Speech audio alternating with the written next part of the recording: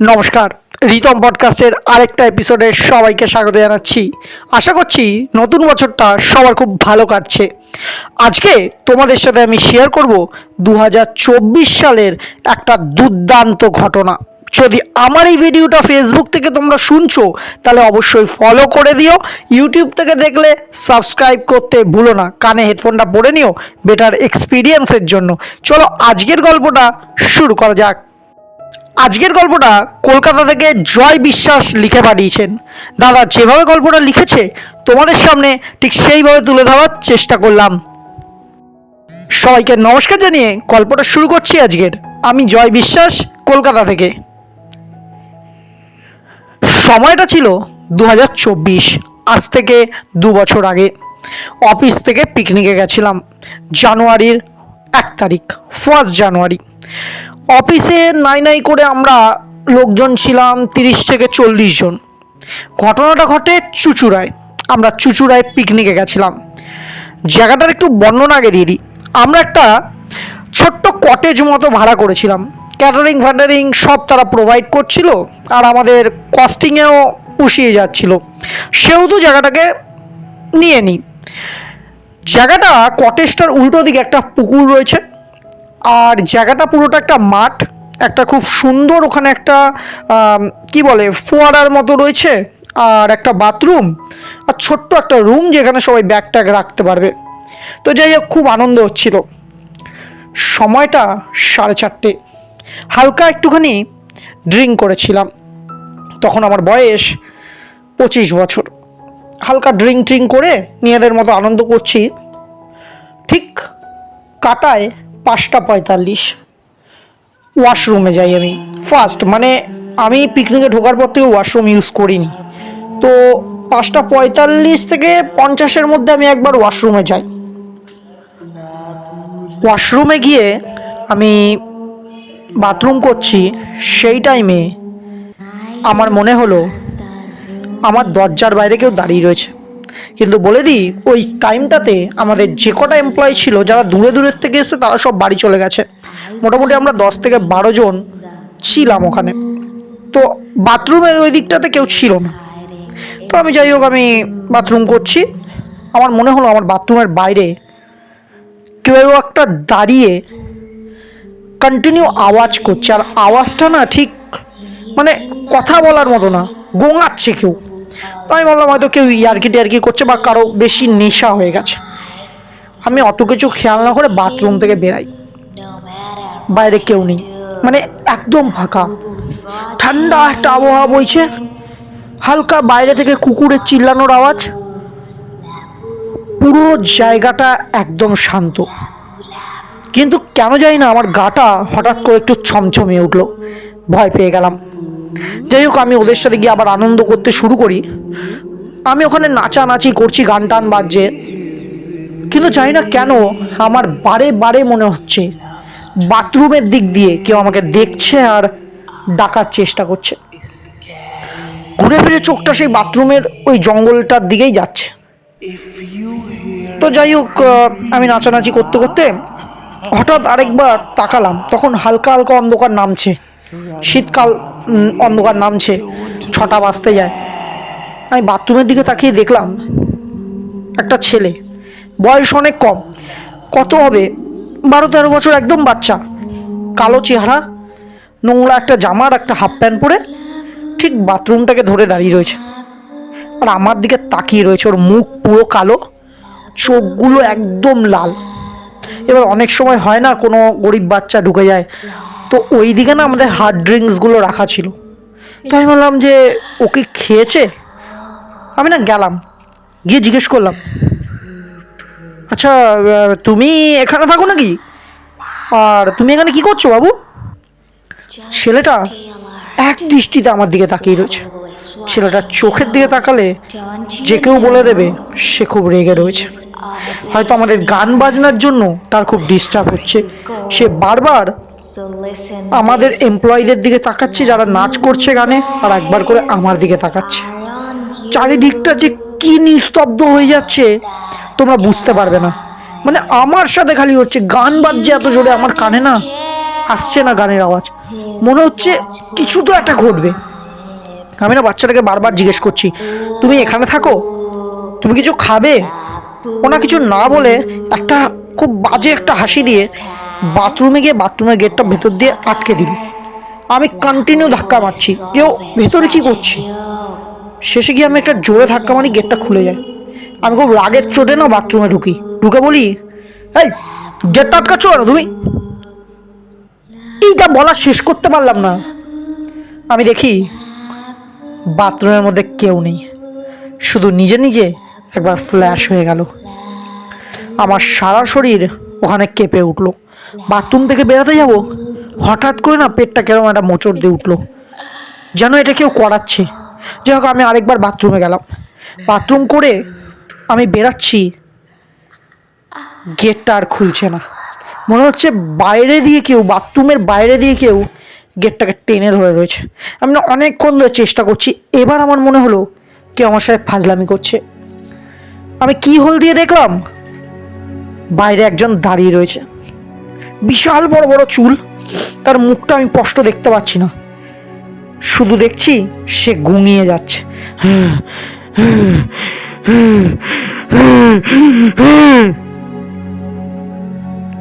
গা পা পুরো ভার হয়ে গেছে আমার। আমি আরেকবার দেখার চেষ্টা করলাম, তার হাত পুরো পচে গেছে। আমি ভয়তে চিৎকার করছি বাথরুমে, বিশাল জোরে চিৎকার করছি, কিন্তু কেউ আমার আওয়াজ শুনতেই পাচ্ছে না।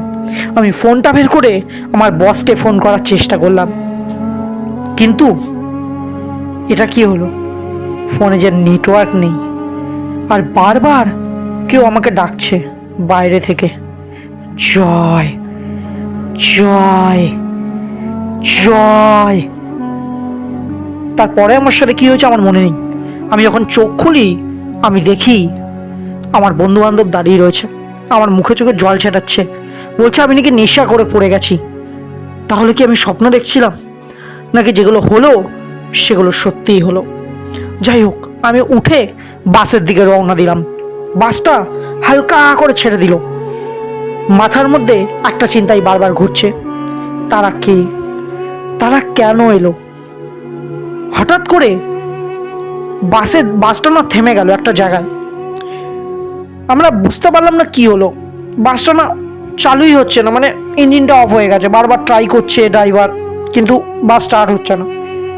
তো আমি একটুখানি ডিস্টার্ব ছিলাম, জানলা দিয়ে মাথাটা বার করলাম, ঠান্ডা কুয়াশা, আর বাসটা দাঁড়িয়েছে একটা দিঘির সামনে। চারিদিকে কুয়াশা বয়ে যাচ্ছে জলের ওপরে। হঠাৎ করে মনে হলো কেউ একটা কানের সামনে এসে বলে গেল, আমাকে ডিস্টার্ব করে ভালো করলে না তোমরা, আমার বাথরুমে গিয়ে ভালো করলে না তোমরা। আমি না একটু ভয় পেয়ে গেলাম, বাইরে এদিক ওদিক তাকাচ্ছি। দূরে গিয়ে দেখতে পারলাম জলের একদম কোনায়, ওই দিঘিটার একদম কোনায় দাঁড়িয়ে রয়েছে ওই বাচ্চা ছেলেটা, আর তার হাত ধরে রয়েছে সেই প্রাণীটা। সে মানুষ না জন্তু, আজও আমার কাছে সেটাই কোশ্চেন। তাকে আমি দেখছি দূর থেকে, কিন্তু আমার না মুখ থেকে কথা বেরাচ্ছে না। আমি না নিজের হাতটা নিয়ে আমার একটা এমপ্লয়িকে ডাকলাম, ডেকে তাকে দেখালাম। সে বলছে, কোথায়, ওখানে তো কিছুই নেই। আমি বললাম, ভালো করে দেখ না। যেই আমি তাকালাম সেকেন্ড টাইম, সত্যি ওখানে কেউ নেই। সে আমাকে নিয়ে মজা করলো, আমার এমপ্লয়িটা, তোমার নেশা হয়ে গেছে দাদা, একটু কম খাও। আমি বুঝতে পারছি না আমার সাথে কী হচ্ছে। বাসটা চালু শুরু করলো। আমার প্রচণ্ড মানে ওমেট আসছে, মানে বমি পাচ্ছে প্রচণ্ড। আমার শরীর একদম মানে কেরম হচ্ছে, হাঁসফাঁস হচ্ছে। আমি কি করলাম, বাসে একদম ড্রাইভারের পাশে গিয়ে বসে বললাম, যাতে হাওয়াটা পেতে পারি। বাস চলছে। বাসের লুকিং গ্লাস দিয়ে দেখলাম আমার পেছনের সিট, যেটা এতক্ষণ ফাঁকা ছিল, ঠান্ডা হাওয়া লাগছে বলে কেউ বসেনি, সেই সিটে বসে রয়েছে সেই প্রাণীটা, তার কোলে বসে রয়েছে ওই কালো করে বাচ্চাটা, আর তারা প্রচণ্ড রেগে রয়েছে, আমার দিকে তাকিয়ে রয়েছে। আমি চিৎকার করে উঠলাম, বাসটা থেমে গেল। বাস ড্রাইভার বলল, কী হয়েছে ভাই, কী হয়েছে? আমি পেছন ঘুরে দেখলাম সিটটা এখনো ফাঁকা পড়ে রয়েছে, কেউ নেই সিটে। বাস ড্রাইভার বলল, তোমার নেশা হয়ে গেছে, পেছনে যাও। আমি পেছনে চলে এলাম। কিছুটা যেতেই প্রায় 15 মিনিটের মধ্যে আমি আমার গন্তব্যস্থলে পৌঁছে যাব।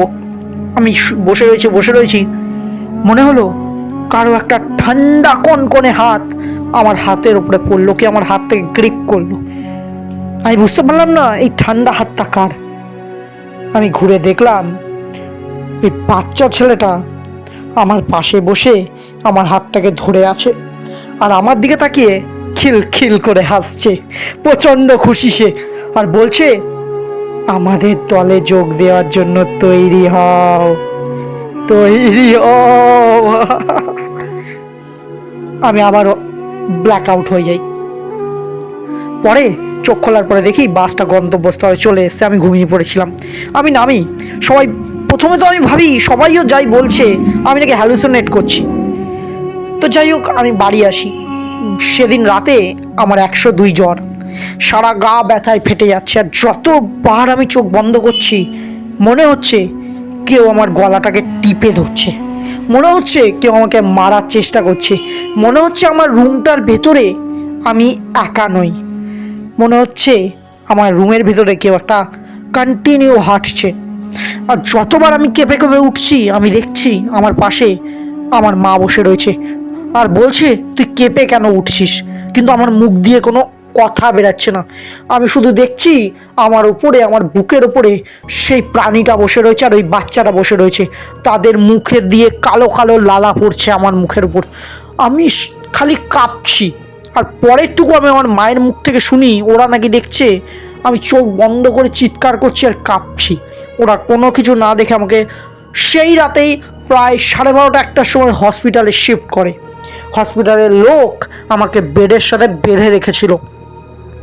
তারা বলছে যে আমাকে বাঁচানো সম্ভব না, প্রায় ইঞ্জেকশন দিচ্ছে, জ্বরের ওষুধ দিচ্ছে, কিন্তু কী রোগ হয়েছে নানান রকম টেস্ট করছে, কিচ্ছু বোঝা যাচ্ছে না। আমার অফিসের সিনিয়ররা সবাই এসছে, কেউ কিছু ধরতে পারছে না আমার কি হয়েছে। শেষে ডাক্তার বলেই দিল আমাকে বাড়ি নিয়ে যেতে, যতক্ষণ বাঁচবো বাড়িতেই বাঁচি। যাই হোক, এরকম চলছে। মা বাবা সবাই আশা ছেড়ে দিয়েছে, প্রায় 4-5 দিন হয়ে গেছে। তখন আমার ঠাকুমা একটা লাস্ট চান্স নেয়, একজন গুরুর কাছে যায়। সে বলে আমি যে জামাটা পরে ছিলাম সেই জামাটা নিয়ে আসতে। তো আমার ঠাকুমা সেই জামাটা নিয়ে সে পুরোহিতটার কাছে যায়। সে জামাটা দেখেই বলে দেয় আমার পাশে একজন খুবই বড় শয়তানের চোখ পড়েছে। আমি যেই পিকনিক স্পটে গেছিলাম সেই পিকনিক স্পটে নাকি ওদের বাসর ঘর, ওরা থাকে, ওরা ওখানকার বাসিন্দার। আমি নাকি বাথরুম করতে গিয়ে ওদের ডিস্টার্ব করেছি, জোরে জোরে গান বাজিয়ে ডিস্টার্ব করেছি ওদের। ওরা আর কাউকে পায়নি, যেহেতু 5:30টার পরে আমি একা বাথরুমের দিকে গেছিলাম, ওরা আমায় ধরে নিয়েছে। আমার ঠাকুমা খুব কান্নাকাটি করে কি করব কি করব। শেষে উনি বলে আজকে কোনো উপায় নেই, তুমি তোমার বৌমাকে নিয়ে এসো, মানে আমার মাকে ডেকেছিল। আমার মা যায়, তো উনি আমার মায়ের হাতে একটা জল পোড়া দেয় আর একটা তাগা দেয়, বলে আপনার ছেলেকে আজকে 11:30টার সময় রাতে এটা খাইয়ে দেবেন আর এই তাগাটা বেঁধে দেবেন। ঠিক 12:30 থেকে 1:30 অবধি আপনার ছেলে খুব চিৎকার করবে, কিন্তু আপনি যাবেন না, না ডাক্তার ডাকবেন না নার্সকে ডাকবেন। তো আমার মা রাজি হয়ে যায়। তো আগে বলে দিই, সেদিনের পরেই কিন্তু আমাকে ডাক্তার বাড়ি নিয়ে যাওয়ার জন্য বলে দিয়েছিল। তো আমার মা ওই রাতে আমাকে জল পোড়াটা আর তাগাটা বেঁধে দেয়। মায়ের মুখ দিয়ে শোনা ওই রাতে 12:30 থেকে 1:30 অবধি আমি প্রচণ্ড চিৎকার করি, প্রচণ্ড। ঠিক ঘড়ির কাঁটায় 1:30 আমি শান্ত হয়ে যাই। পরে শুনি ওই যে গুরু ছিলেন উনি নিজের কিছু পোষা আত্মা পাঠিয়েছিলেন ওই বাজেগুলোর সাথে কথা বলতে। ওরা প্রায় অনেক ঝগড়া করে, মারামারি করে, শেষে ওরা রাজি হয় আমাকে ছেড়ে দিতে। কিন্তু ওরা ছেড়ে দেওয়ার আগে ওরা দাবি করে ওরা একটা জিনিস আমার থেকে নিয়ে যাবে। ওরা আমার দৃষ্টি নিয়ে যায়, আমার চোখ নিয়ে যায় ওরা। আমি চোখে দেখতে পারতাম না। 2025-এর মার্চ মাসে আমাকে একজন দাদা চোখ ডোনেট করেন, দেন আমি চোখে দেখতে পাই। এতদিন আমি পুরো অন্ধ হয়ে ঘরে বসেছিলাম। আমি জানি অন্ধর দুঃখ কতটা। সে অন্ধকারের মধ্যে পড়েছিল। আমি মাঝে মাঝে খুব ভয়ও পেতাম, আমার চোখের সামনে কিছু দেখতে পেতাম না। ডাক্তাররা বুঝতে পারছিল না যেটা কি হলো। একটা জ্বরের থেকে আমার চোখের দৃষ্টি চলে গেল। যাই হোক, এই ছিল আমার লাইফে ঘটে যাওয়া একটা ছোট্ট গল্প। যদি তোমার ভালো লাগে, তোমার শ্রোতাদের পড়ে শোনাতে পারো। তো বলি, বছরের প্রথম গল্প। বছরের প্রথম গল্পটা দারুণ দারুণ লেগেছে। যদি তোমাদেরও ভালো লাগে, শেয়ার করে বন্ধুদের ভয় পাওয়ার সুযোগ করে দিও। কমেন্টে জানিও দাদার গল্প কেরম লাগলো। লাইক করে দিও, সাবস্ক্রাইব করে আমার ফ্যামিলির সদস্য হয়ে যাও। আমার ডিসক্রিপশনে আমার মেল আইডি আছে ritom9158@gmail.com। তোমাদের সাথে ঘটা বা তোমাদের শোনা গল্প তোমরা লিখে পাঠাতে পারো, আমি আমার ভাষায় পড়ে শোনাবো। আজকের জন্য এইটুকু। ফিরে আসবো নতুন কোনো ভয় নিয়ে, কারণ ভয় দেখানোটা তো আমার কাজ, ঘুম না আসাটা তোমাদের।